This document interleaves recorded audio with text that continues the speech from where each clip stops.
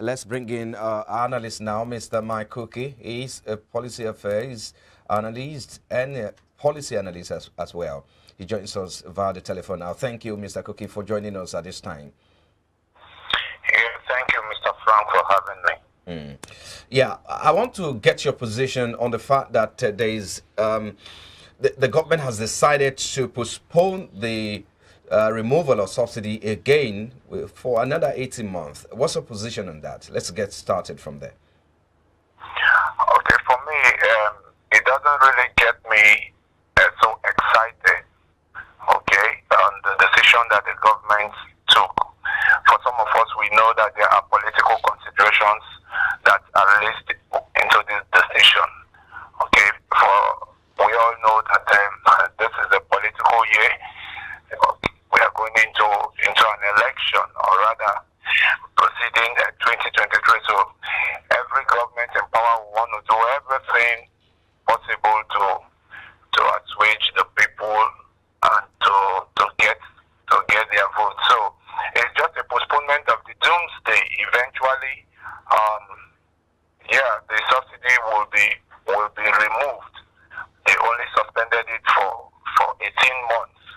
Okay, so I just feel I've never been an advocate of subsidy as it were. We have always said that government should do the right thing.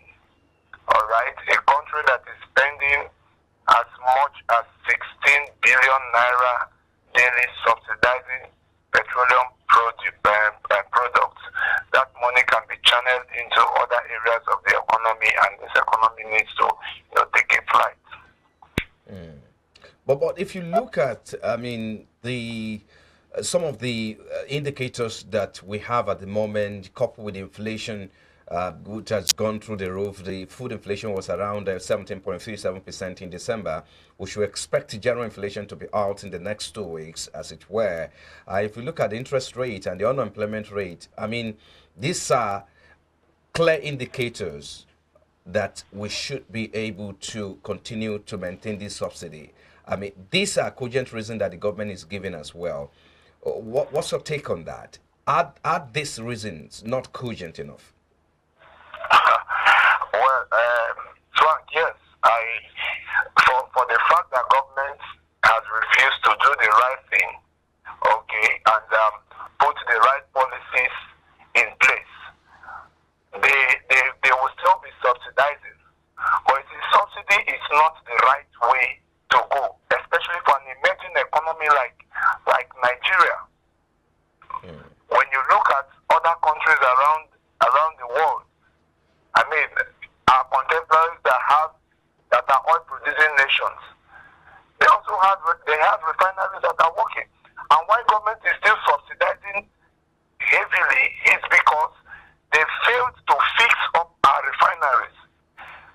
Presently the price of crude oil in the international market is taking an upward increase, $91, and it's projected that it will hit $100 maybe before the mid of this year, which is supposed to be a plus again to Nigeria, to our economy, because we are the fifth largest producing country when it comes to crude oil. But there is nothing to show for it, because our refineries are dead and moribund. The excess that is accrued, or that will be accrued on the sale of the crude oil, will be used to pay off the subsidy. So until government choose to do the right things, I think they will still be subsidizing. Because the amount they are spending on subsidy, it is quite huge. 3 trillion naira is what is being budgeted in this year's budget as payment for subsidy. And I think it is not proper. So suspending it for 18 months is just more like postponing the evil day, because eventually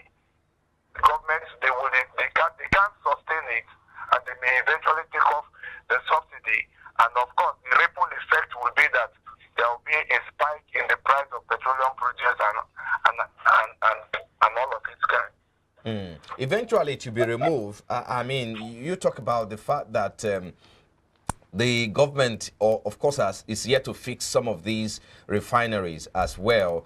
But if you say that the government needs to do the needful, which is to to address some of the fundamental challenges with our refineries and all of that, if you have said that, don't you think that the government is as well handicapped in generating funds to also address that problem, because it's a challenge of raising revenue generation now, because the government position is that before now the oil prices was hovering around 50, 60, and probably that may not be enough to fix all of this problem. Okay, so Frank, presently the budget was pegged at $62. That's per barrel. That's what the budget was benchmarked with an estimated 1.8 million barrel production per day. That's as right. As we speak, in the international market, the price of crude oil is $91.38. So given an increase of about 29 point something dollars excess based on the price that the government had benchmarked the crude oil in the budget. Okay, so that money should ordinarily go into our excess crude account. Now, the same government, they have gone and they procure a facility from Africa's Bank to the tune of $1.5 billion dollars that they want to use in revamping the Port Harcourt refinery, of which 15% advance payment has been made. So the government saying that sourcing of funds is a challenge and all of that. For some of us, we don't think so, because we keep saying that if government look inward and decide to block some of the leakages that is hemorrhaging this economy, we will not have so much need to begin to be running for loans from international financial institutions. But presently, as we speak, government has taken loan. They are trying to want to fix a moribund refinery, and we think that the best thing government should be doing, they should be looking at modular refineries, which is what is obtainable out there.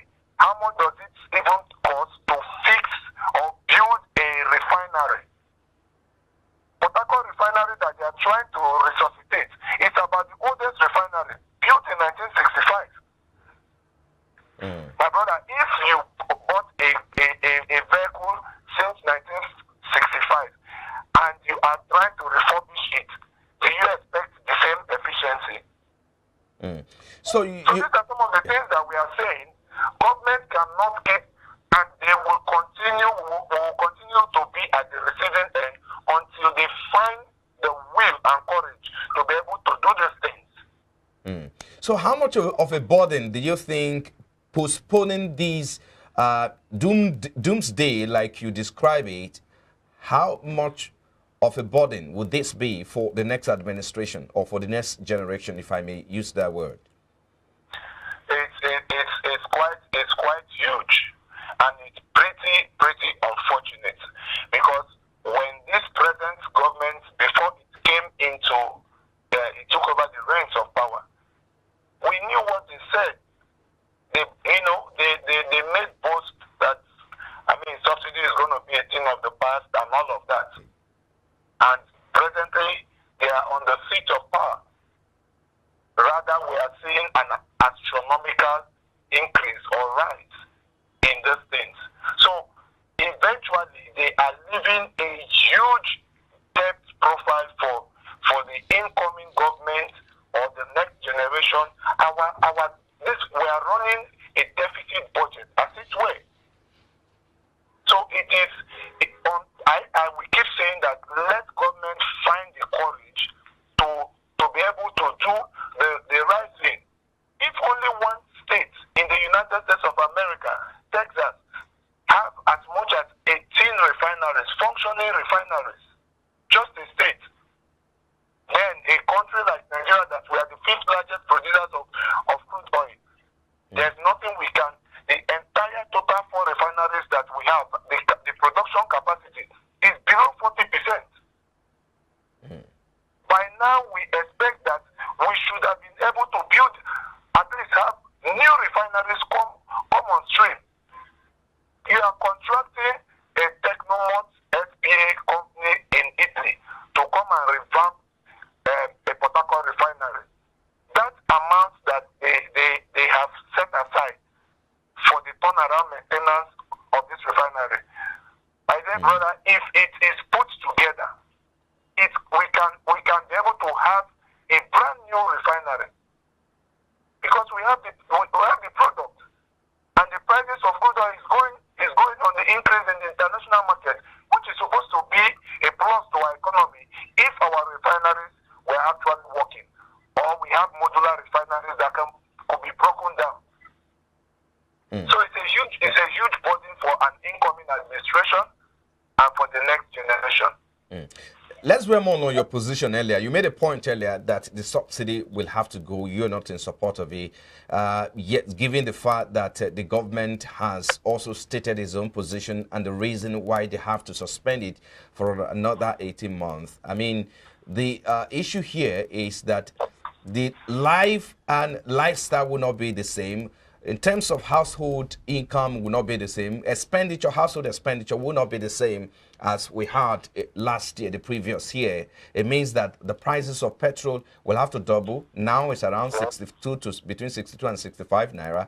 It will be sold as projected around 340 naira per pump price. And that also will also impact on the exchange rate as well. Some people have also said naira could go as high as 1,000 to $1 in terms of exchange.